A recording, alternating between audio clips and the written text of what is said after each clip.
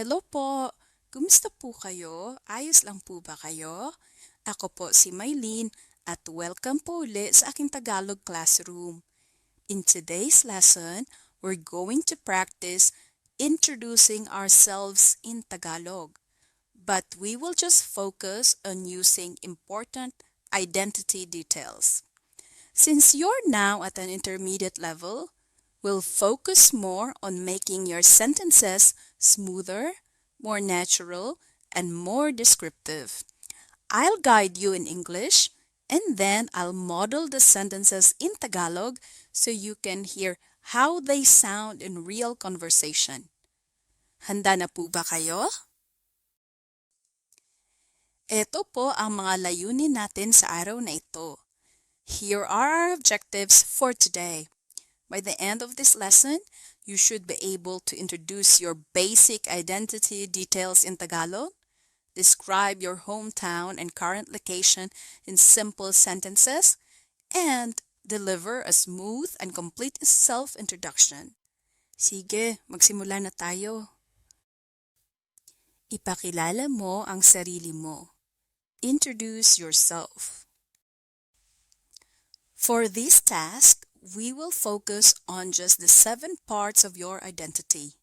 Your name, your nickname if you have one, your age, birthday, birthplace, and your hometown and your current residence with 1 to 2 descriptions to show fluency and higher proficiency level.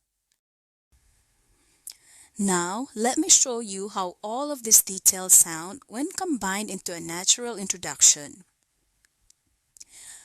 Ako si Ana Santos, ang palayaw ko ay Ann, 25 taong gulang ako, ipinanganak ako noong 5 ng Mayo, 1978. Ipinanganak ako sa Quezon City.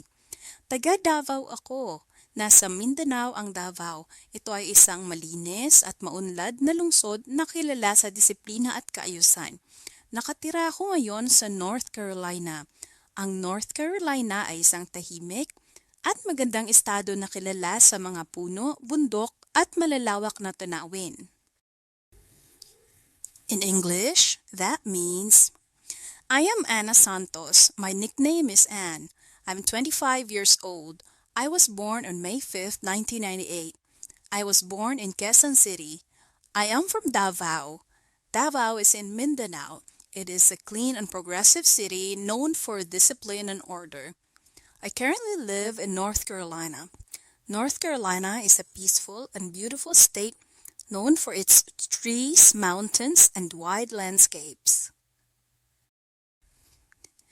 This example is simple, but it includes all the important details and it still sounds natural. At the intermediate level, this is exactly the kind of smooth and complete introduction I want you to practice. Now, let's break down each part step by step so you can really master your self-introduction. Let's begin with the basics of your identity. Ang pangalan mo at ang palayaw mo. Your name and your nickname. Let's look at the sentence structures you can use when giving your name and nickname. Ang pangalan at palayaw mo. At the intermediate level, this should already be familiar to you. The other one is an inverted or transpose order, and then the next one is the subject-predicate sentence structure. At this level, you should be able to say this naturally and confidently. Here is our example. Ako si Ana Santos. Ang palayaw ko ay Ann. Our example is just short, simple, and very natural in everyday conversation. O sige, ikaw na naman ha. Ngayon, ikaw ang sasagot. I'll give you a sentence with a blank. Just fill it in with your own information. Handa ka na? Sige, repeat after me. Ako si... Ang palayaw ko ay...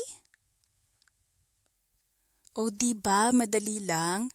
Kaya mo yan. You can do it. The more you practice, the more natural it feels. Ang galing mo naman. Now that you've shared your name and your nickname, let's move on to your age and your birthday. In Tagalog, edad means age, kaarawan means birthday. For your age, you can use the sentence pattern. Blank taong gulang ako. I am blank years old. Or you can say, ako ay blank taong gulang, which also means I am blank years old. So they both mean the same thing. For your kaarawan or for your birthday, you can use this structure.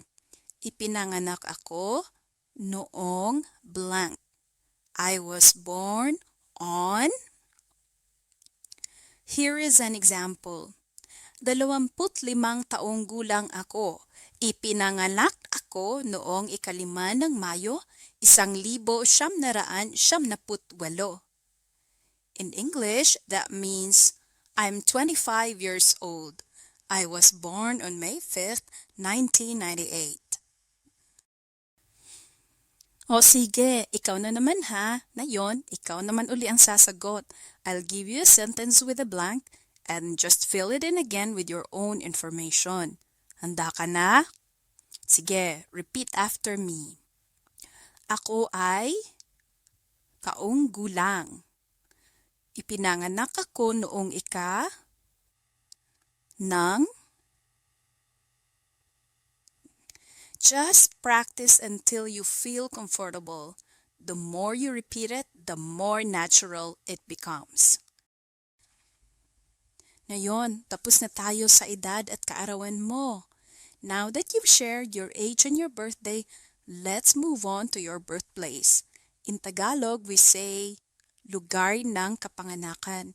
Saan ka ipinanganak? Sige, let's practice. For your birthplace, you can use these two sentence structures. Ipinanganak ako sa. I was born in. This is an inverted or transposed structure. You can also use the subject-predicate sentence structure. Ako ay ipinanganak sa, which also means I was born in. So both means the same thing. Here is an example. Ipinanganak ako sa Quezon City. Or you can say, ako ay ipinanganak sa Quezon City. Sige, subukan mo, ikaw na naman. I'll give you a sentence with a blank and again, fill it in with your own information. Handa ka na? Repeat after me. Ipinanganak ako sa. O diba? Sobrang dali lang. Just practice until you feel comfortable. Kaya mo yan. Magaling! Now that you've shared your birthplace, let's talk about your hometown. Ang iyong bayan, ang bayan mo, or the place you grew up.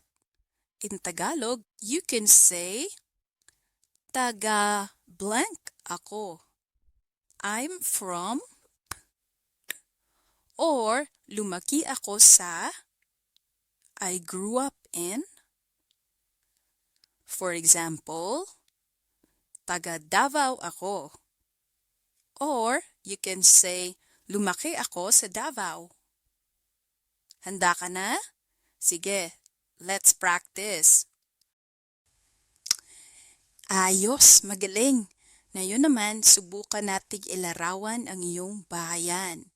Let's describe your hometown, the place where you're from or the place you grew up. Here is an example. Nasa Mindanao ang Davao. Ito ay isang malinis at maunlad na lungsod na kilala sa disiplina at kaayusan. That's how you will describe your hometown. ganyan mo rin ilalarawan ang bayan mo. Simple, simple, malinaw, clear, and tungkol sa kung ano ang kilala dito. And you have to tell them what it's known for. Sige, let's practice describing your bayan. Repeat after me and just fill in the blanks with your own information. Taga, ako. Nasa, ang, ito ay isang, at, nalunsod na kilala sa, at, diba ang dali lang? It's so easy. Practice this slowly at first, then repeat it until you feel comfortable and natural saying it. Ngayon naman, punta tayo sa tirahan mo, where you live now. After talking about your hometown, it's also helpful to share your current place of residence. In Tagalog, we say tirahan for residence or place where you live.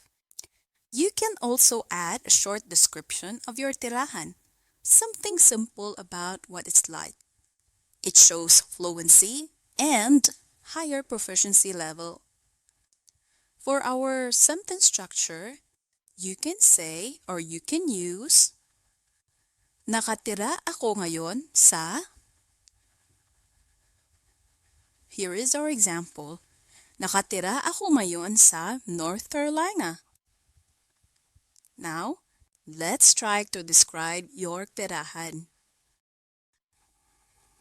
Ngayon naman, ilarawan natin ang tirahan mo, the place where you live now. You can describe it in a short, simple sentences just like this example. Ang North Carolina ay isang tahimik at magandang estado na kilala sa mga puno, bundok, at malalawak na tanawin. Ganyan din ang gagawin mo. Sabihin mo kung nasaan ka at kung ano ang kilala sa lugar mo. You will do the same.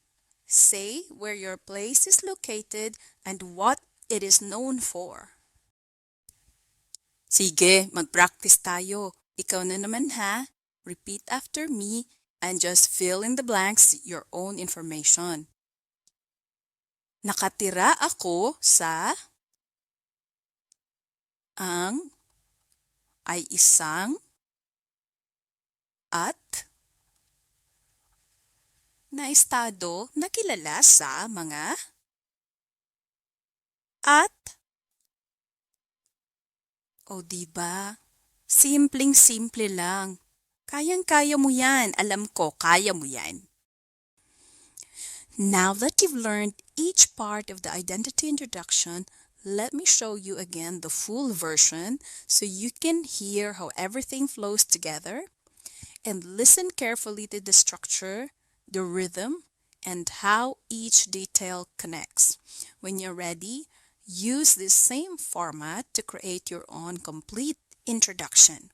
Here is an example you can follow. Ako si Ana Santos. Ang palayaw ko ay Ann. 25 taong gulang ako. Ipinanganak ako noong 5 ng Mayo, 1978. Ipinanganak ako sa Quezon City. Taga Davao ako. Nasa Mindanao ang Davao. Ito ay isang malinis at maunlad na lungsod na kilala sa disiplina at kaayusan. Nakatira ako ngayon sa North Carolina. Ang North Carolina ay isang tahimik at magandang estado na kilala sa mga puno, bundok at malalawak na tanawin. You can use this as your guide. Just follow the format, fill in with your own details, and practice until it feels natural and comfortable. You can do this. Kaya mo to. Alright, let's review. You've learned each part of the identity introduction step by step. So now, let's look at again the basic structure so you can see how everything fits together. In Tagalog, a complete identity self-introduction usually follows this flow. First is your name, ang pangalan mo. And then after that, your nickname if you have one. And after that, your edad or your age. And after your age, your birthday o ang kaarawan mo. And what follows it is your birthplace o lugar ng kapanganakan, saan ka ipinanganak. And then, your bayan and your tirahan with a short description of it. Nakuha mo ba? Did you get it? Let me give you a simple visual memory trick to help you remember the order of your self-introduction. Think of your identity as a timeline, moving from who you are now back to where your story began, and then forward again to where your story is today. Here's the flow. Your name, who you are now. Your nickname, what people call you. Your age, your current stage. Your birthday, when your story started. Your hometown, where your story grew. And your current residence, where your story is today. This creates a natural mental flow from past to present, and it helps you organize your ideas and remember what comes next. So, whenever you introduce yourself in Tagalog, just follow this timeline for your identity, and your introduction will always sound smooth, complete, and natural. Salamat po sa panunood. Thank you for watching. I hope this lesson helps you master your self-introduction and move toward a higher level of proficiency in Tagalog. And if you are a language instructor, you can also use this as supplemental material to help your students reach a more advanced level of expression. Maraming salamat po and keep practicing until it feels natural. Kita-kita sa susunod na aralin ha. Paalam! Ingat po kayo!